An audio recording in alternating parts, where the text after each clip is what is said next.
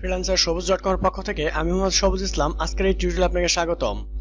যেহেতু HTML এর একটা সিরিজ টিউটোরিয়াল স্টার্ট করেছি, তার 27 নাম্বার পার্টে চলে আসছি। তো এই পার্টে আমরা কথা বলবো ড্রপ ডাউন মেনু নিয়ে। ড্রপ ডাউন লিস্টিং কি?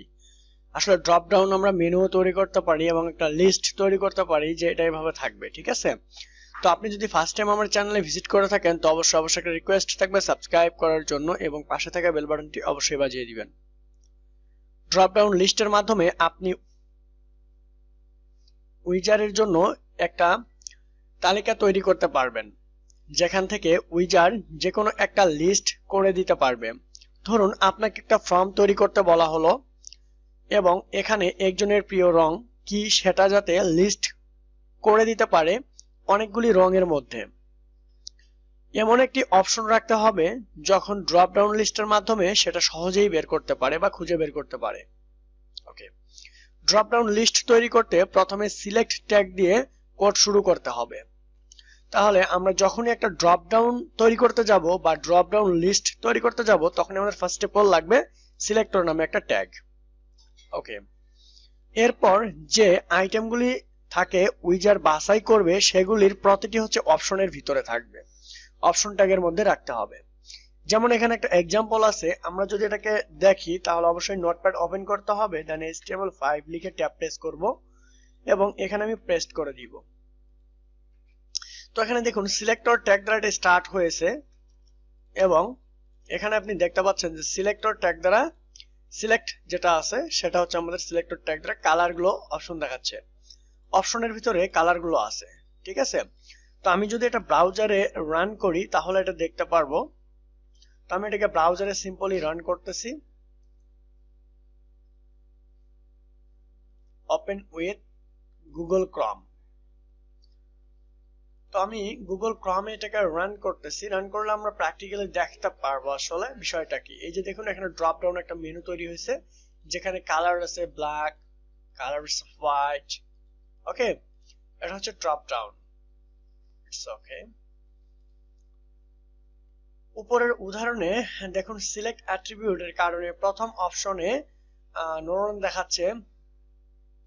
মারুন দেখাচ্ছে। আপনি যদি চান হোয়াইট প্রথমে দেখাবে তাহলে 3 নম্বর লাইনে সিলেক্টেড অ্যাট্রিবিউট ব্যবহার করুন। তাহলে আমরা যদি 3 নম্বর লাইনটা চাই যে এখানে দেখাবে 1 2 3 নম্বর লাইনে এখানে দেখাবে, তো এখানে অবশ্যই একটা সিলেক্টেড অ্যাট্রিবিউট অ্যাড করতে হবে, তাহলে এটা দেখাবে। তো মাঝখানে যদি আমি সিলেক্টর অ্যাড করে দেই,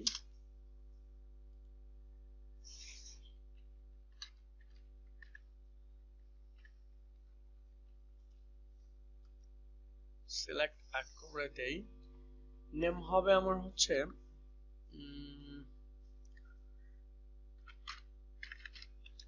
ইয়েলো, এন্ড দেন আমার এটা সিলেক্ট হবে হচ্ছে, কাট করতেছি এখানে দিচ্ছি।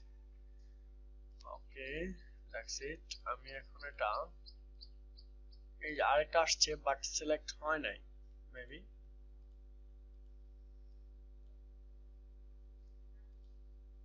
নেম হচ্ছে কালার, আইডি কোনো নেম নেই, ইয়েলো সিলেক্টেড অপস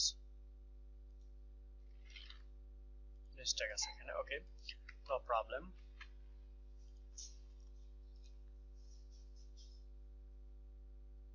সিলেক্ট ট্যাগের মাল্টিপল অ্যাট্রিবিউটের মাধ্যমে আপনি একের অধিক বিষয় সিলেক্ট করার সুযোগ দিতে পারেন। 7 নম্বর লাইনে যদি সিলেক্টেড অ্যাট্রিবিউট উঠিয়ে দেন তাহলে অপশনে সিলেক্টেড দেখাবে না।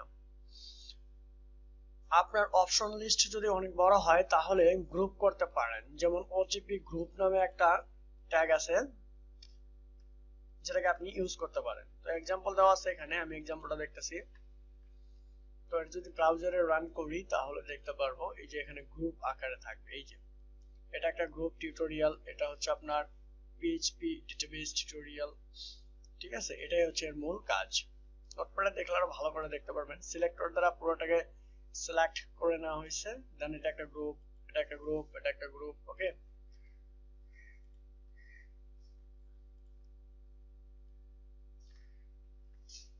সিলেক্ট একটা ইন্ট হয় নাই মেবি। ওকে, এই হচ্ছে গ্রুপের কাজ। ওকে, এই হচ্ছে কাজ।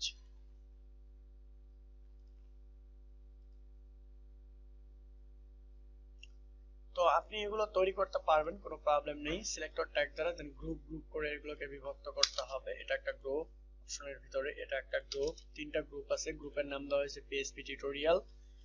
এন্ড দেন অপশনের ভিতরে যে থাকবে সেগুলো হচ্ছে আপনার ভ্যালু, যেগুলো শো করবে, ঠিক আছে।